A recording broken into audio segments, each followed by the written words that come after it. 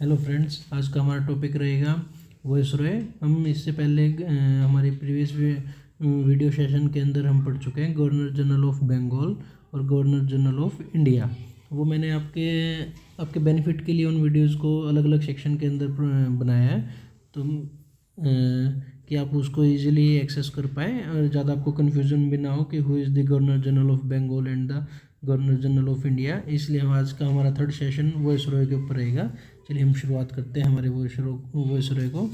तो हमारे जैसे फर्स्ट वॉइसरॉय कौन थे? Lord Canning. लॉर्ड कैनिंग हम इनका टाइम पीरियड क्या था? 1856 टू 1857। तो जो रिवोल्ट मेनली क्या था, जो हमारा 1857 का विद्रोह हुआ था मंगल पांडे के टाइम पे, जो मंगल पांडे ने किया था वो 1857 का विद्रोह था, वो इन्हीं के टाइम पे हुआ था, रिवोल्ट ऑफ 1857। मैं आपके लिए क्वेश्चन रख रहा हूँ, हु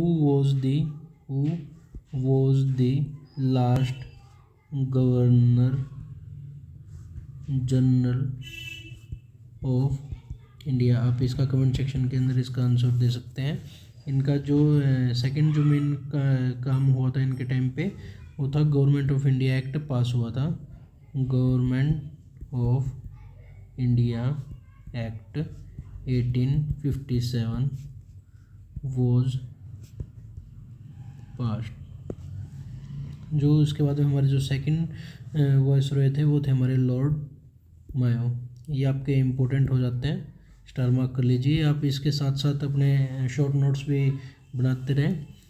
लॉर्ड मायो के टाइम पे अनसिंक्रोनाइज्ड सेंसस हुआ था। ये हुआ था 1871 के अंदर। इनका जो टाइम पीरियड था 1860 टू 1872। अनसिंक्रोनाइज्ड सेंसस का मतलब है कि इनकम्प्लीट, नॉट कंप्लीट, आधा अधूरा सेंसस हुआ था। और इन्होंने क्या किया था? He established Indian statistical survey of India. Statistical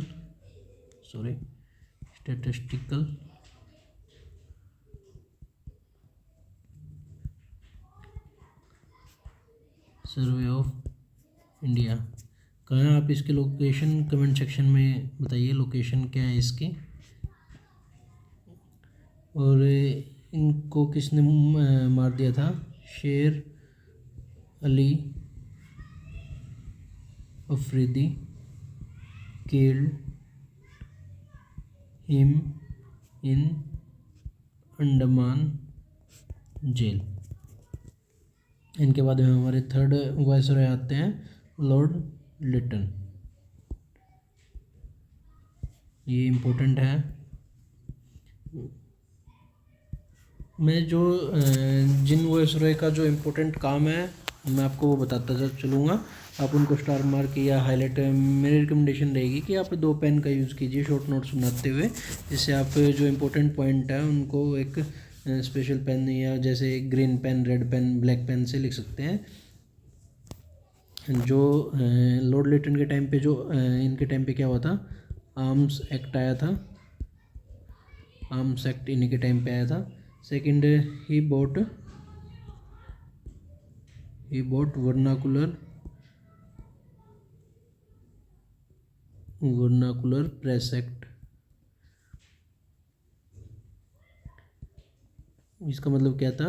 to ban local newspaper, कि मतलब लोग अपने पॉइंट्स ना रख पाए इस तरीके से। सेकंड, जो पहला दिल्ली दरबार था वो भी इन्हीं के टाइम पे हुआ था। फर्स्ट दिल्ली दरबार। दिल्ली दरबार के अंदर क्या हुआ था? पहले ब्रिटिश इंडिया कंपनी अपना राज कर रही थी। फिर इसके अंदर क्या हुआ था? जो फर्स्ट दिल्ली दरबार लगा था, इसके अंदर जो क्वीन विक्टोरिया थी उसको एम्प्रेस ऑफ इंडिया डिक्लेयर कर दिया गया था। Queen Victoria as Empress of India का डिक्लेयर कर दिया गया था। सेकंड अफगान वॉर इन्हीं के टाइम पे हुई थी। सेकंड अफगान वॉर इन्हीं के टाइम पे हुई थी। आप मेरे को कमेंट सेक्शन में बताएंगे कि फर्स्ट अफगान वॉर किसके टाइम पे हुई थी। फर्स्ट अफगान वॉर, हमने पिछली वीडियो के अंदर इस चीज़ को डिस्कस किया है।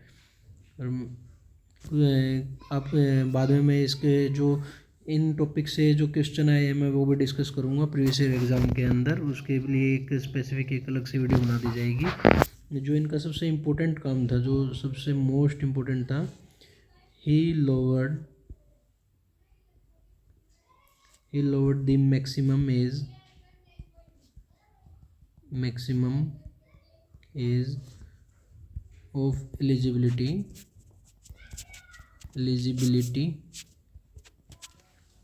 of civil services exam। Civil services exam क्या रखी थी आप, जो पहले 21 से इन्होंने कितनी कर दी थी, 19 ईयर्स कर दी थी। अब मेरे को बताइए आप कमेंट सेक्शन में जो अभी की हमारी मिनिमम सिविल सर्विसेज के एग्ज़ाम की एज एलिजिबिलिटी है, आप मेरे को बताइए क्या है। और बाकी और बाद में हमारा जो एक, मैं आपको एक पॉइंट बता देता हूँ इसके साथ में, जो हमारा एक बंगाल गज़ट करके न्यूज़पेपर आता था, बंगाल गज़ट किसके द्वारा निकाला गया था, बाय जेम्स अगस्त हिक्की के द्वारा बंगाल गज़ट निकाला गया था। ये क्या था, हमारा फर्स्ट न्यूज़पेपर था, was the first news paper. कब आया था ये, 1780 के अंदर, 1780 के अंदर हमारा फर्स्ट न्यूज़पेपर आया था।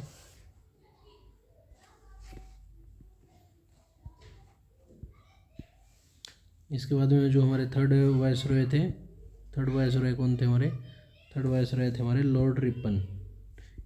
इनके समय पर भी बहुत ज़्यादा इम्पोर्टेंट वर्क हुए थे। जो इनका सबसे इम्पोर्टेंट वर्क था वो था ही replaced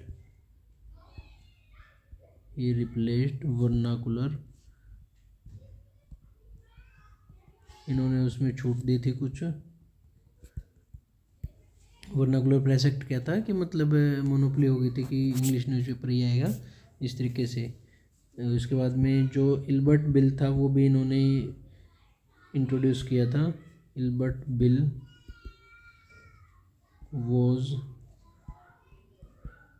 introduced by him in, आपको सिर्फ ये याद रखना है कि लॉर्ड रिपन के टाइम पे क्या हुआ था, वर्नाकुलर प्रेस एक्ट आया था, इल्बर्ट बिल आया था, और जो कंप्लीट हमारा सेंसस हुआ था वो भी इनके टाइम पे हुआ था।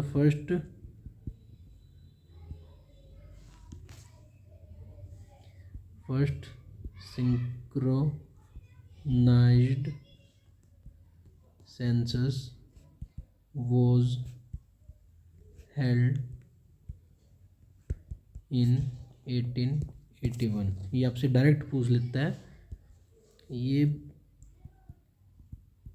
मैं अगर आपको बताऊं जो वायसराय के अंदर जो सबसे इम्पोर्टेंट क्वेश्चन है, एक तो यही क्वेश्चन हो गया हमारा कि फर्स्ट अनसिंक्रोनाइज्ड सेंसस कब हुआ था, and the second one is the synchronised census कब हुआ था, and the third one is the age eligibility criteria वाला, फोर्थ वन इज दी जो वर्नाकुलर प्रेस एक्ट आया था वो था। उसके बाद में ये इनके टाइम पे क्या आया था, फर्स्ट फैक्ट्री एक्ट पास हुआ था, फर्स्ट फैक्ट्री एक्ट इन्हीं के टाइम पे आया था 1881 के अंदर। आप इस डेट को भी इससे याद कर सकते हैं।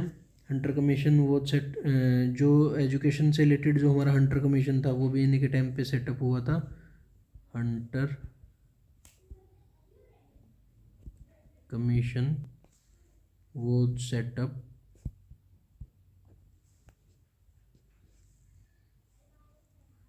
which was related to education. आपसे ये पूछ लेता है कि हंटर कमीशन किस चीज़ से रिलेटेड है। इसके बाद में हमारे जो 4th नंबर के हमारे वर्स रहे थे वो थे लॉर्ड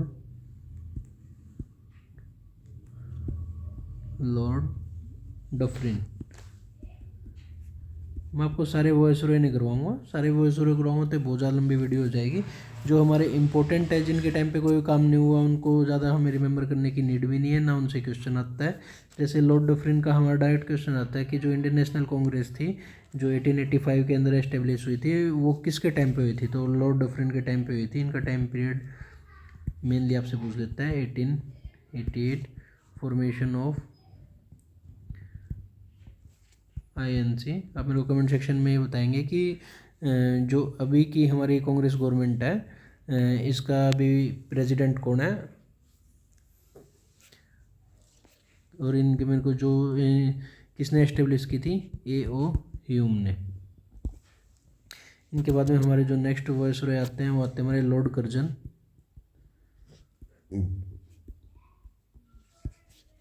लॉर्ड कर्जन के टाइम पे क्या हुआ था? पार्टीशन ऑफ बंगाल हुआ था। पार्टीशन ऑफ बंगाल हुआ था। जब पार्टीशन ऑफ बंगाल हुआ था, पार्टीशन ऑफ जो बंगाल हुआ था, तो इसके अपोजिट के अंदर एक मुहिम चलाई गई थी, स्वदेशी आंदोलन। वो पार्टीशन ऑफ बंगाल को लेके ही था। इंडियन यूनिवर्सिटी एक्ट भी इन्हीं के टाइम पे पास हुआ था। इंडियन यूनिवर्सिटी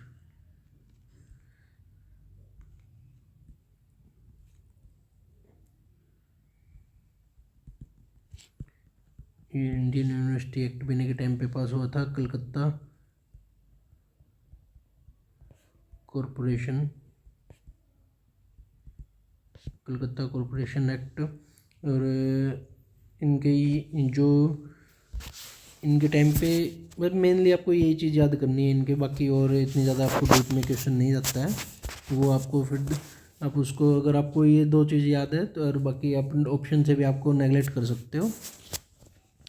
इनके बाद में जो हमारे नेक्स्ट वॉइस रहे थे हमारे थे वो लॉर्ड मिंटो सेकंड, 1905 टू 1910 का टाइम पीरियड था। जो हमारे मुस्लिम लीग की एस्टेब्लिशमेंट थी, फॉर्मेशन हुई थी, वो इन्हीं के टाइम पे हुई थी। और जो सूरत स्प्लिट हुआ था, मतलब जिसमें नरम दल और गरम दल अलग हुए थे, वो भी इन्हीं के टाइम पे हुए थे। मुस्लिम लीग फॉर्मेशन 1906 बाय आगा खान। अब ये बताइए कि आगा खान एक कप होता है, वो किस खेल से संबंधित है? कमेंट सेक्शन में आप इसका कमेंट कर सकते हैं। सूरत स्प्लिट भी इन्हीं के टाइम पे हुआ था। इसके बाद में लॉर्ड हर्डिंग आते हैं, उसको आपको ज़्यादा बस उसका एक आप मेन पॉइंट याद रख सकते हो कि लॉर्ड हर्डिंग के नाम पे क्या हुआ था, सेकंड दिल्ली दरबार लगा था। Lord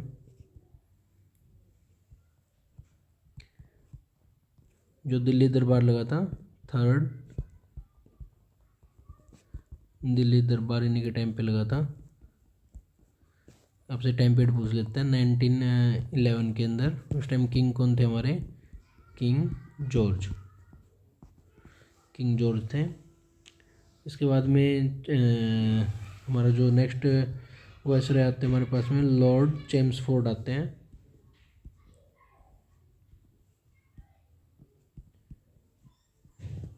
nineteen 16 to 19।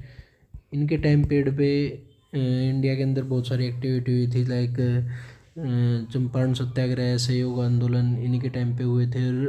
जो हमारा रोलेक्ट एक्ट आया था वो भी इन्हीं के टाइम पे आया था। और उसके बाद में जो जलियांवाला मासेकर हुआ था वो भी मेनली लॉर्ड चेम्सफोर्ड के टाइम पे हुआ था, 1919 के अंदर। इनके टाइम पे एक गवर्नमेंट ऑफ इंडिया एक्ट आया था, गवर्नमेंट ऑफ इंडिया एक्ट। इसके बाद में इसको मेनली इसको क्या बोल दिया जाता है, इसको जाता है मोंटेग्यू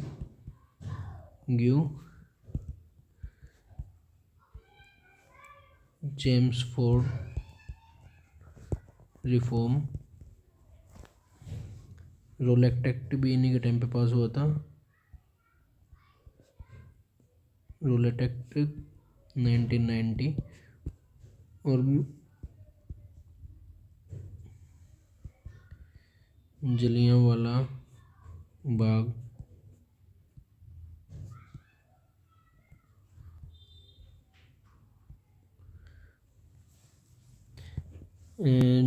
जब जलियांवाला बाग हुआ था उसके बाद में हमारे रविंद्रनाथ टैगोर ने कौन सी उपाधि वापस कर दी थी और महात्मा गांधी जी ने कौन सी उपाधि वापस कर दी थी? आप ये भी आंसर मेरे को कमेंट सेक्शन में बता सकते हैं। ये आपके मैं इससे ये मैं आपको इसलिए पूछ रहा हूँ क्योंकि मैं इन पे आपके वीडियो डाल चुका हूँ और मैं आपको चाहता हूँ कि आप वो पहले वो वीडियो भी देख के आएँ, वो आपके नॉलेज के लिए बेनिफिशियल रहेगी। इसके बाद में हमारे लॉर्ड रीडिंग आते हैं। जो लॉर्ड रीडिंग के टाइम पे क्या हुआ था मेनली, लॉर्ड रीडिंग के टाइम पे क्या हुआ था? चोरी चोरा कांड हुआ था।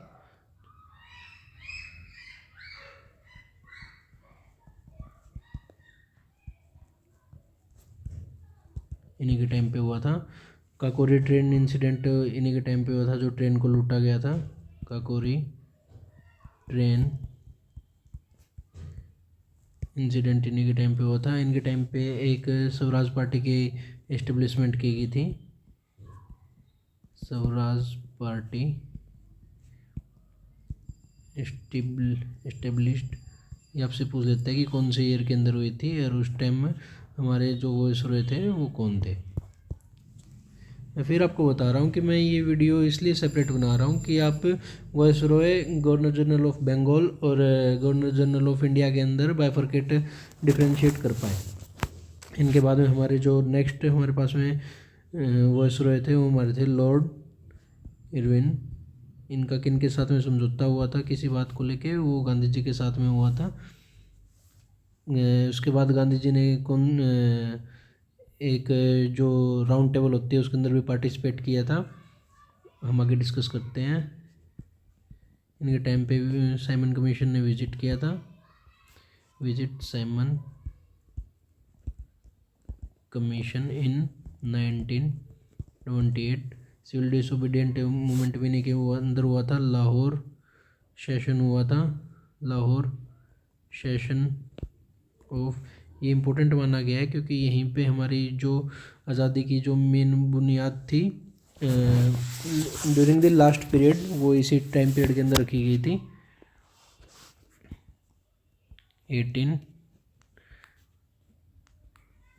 1929 डांडी मार्च भी इन्हीं के अंदर हुआ था। डांडी मार्च कहाँ से कहाँ हुआ था? साबरमती आश्रम से। बताइए आप मेरे को, साबरमती आश्रम से कहाँ तक हुआ था और उसमें कितने मेंबर्स थे, कितने बंदों ने उसको ज्वाइन किया था और टोटल डेज कितने लगे थे? डांडी मार्च कब हुआ था? 1930 के अंदर हुआ था और इनके टाइम पे हुई थी हमारी फर्स्ट राउंड टेबल हुई थी। टोटल हमारे कितनी राउंड टेबल हुई थी? There are 3 round table, there are 3 round table happen.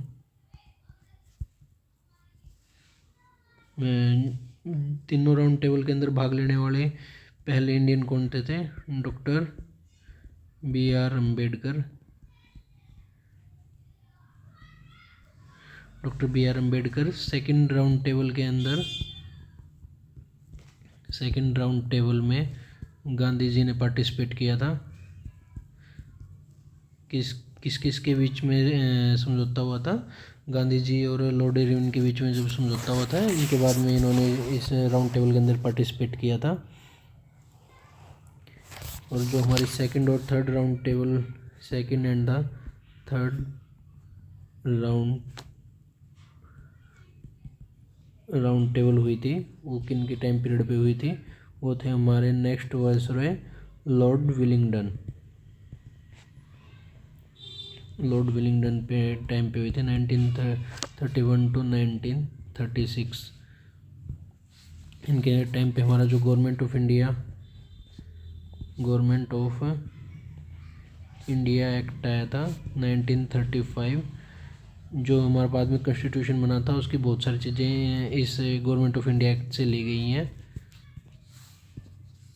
इसलिए आपका इम्पोर्टेंट हो जाता है कि जो हमारा कॉन्स्टिट्यूशन है उसके लिए बेस कौन से गवर्नमेंट ऑफ इंडिया एक्ट को माना गया है। तो गवर्नमेंट ऑफ इंडिया एक्ट 1935 जो था, इसको हमारा बेस माना गया है। इनके बाद में जो हमारे नेक्स्ट वायसरॉय आते हैं वो थे हमारे लॉर्ड लिंथिगो, सॉरी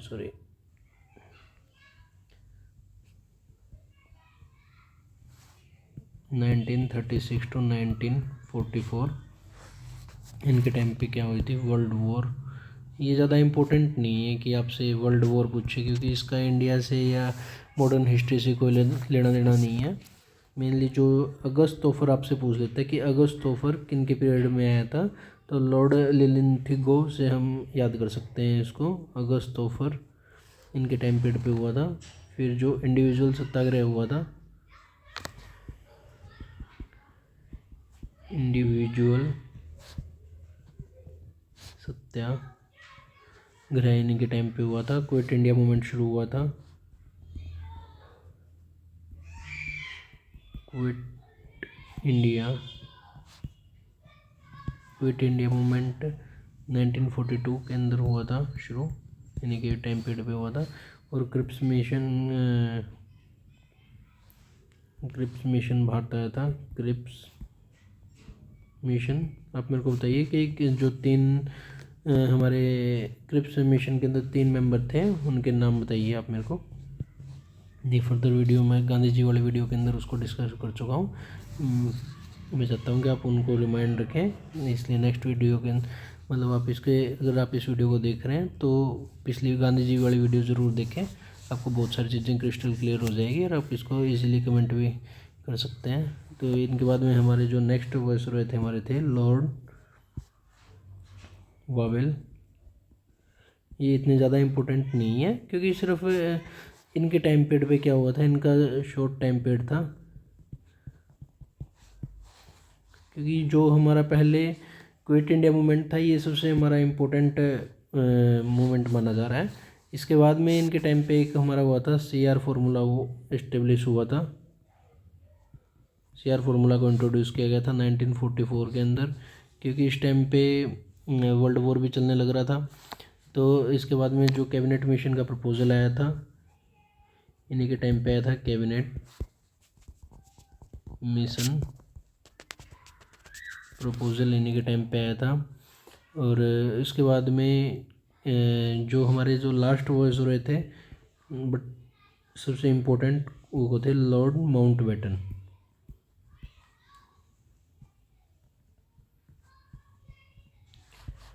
लॉर्ड माउंटबेटन थे 1947 to 48, last British governor general of India इनको बोल सकते हैं, वो वायसरॉय भी थे।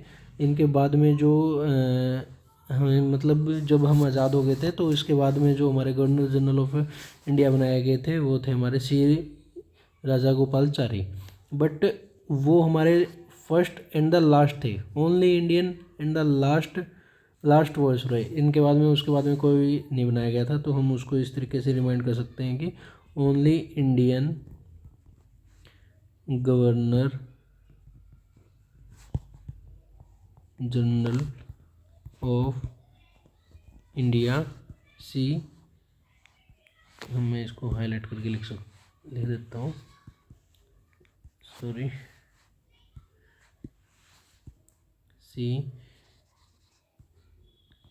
राजा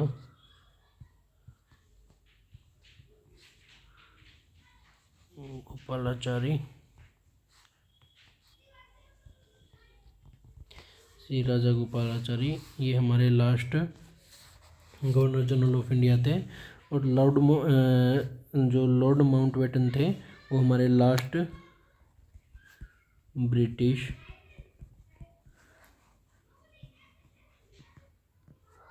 गवर्नर जनरल ऑफ इंडिया थे। Thank you so much. आज इस तरीके से हमारा जो गवर्नर जनरल एंड वायसराय का टॉपिक था वो हमारा कंप्लीट हो चुका है। अगर आपको ये सेशन अच्छा लग रहा है तो आप प्लीज़ कमेंट करें, कमेंट में बताएं कि मुझे क्या इम्प्रूवमेंट की ज़रूरत है। And thank you so much. Please like करें and subscribe also, sorry. Thank you.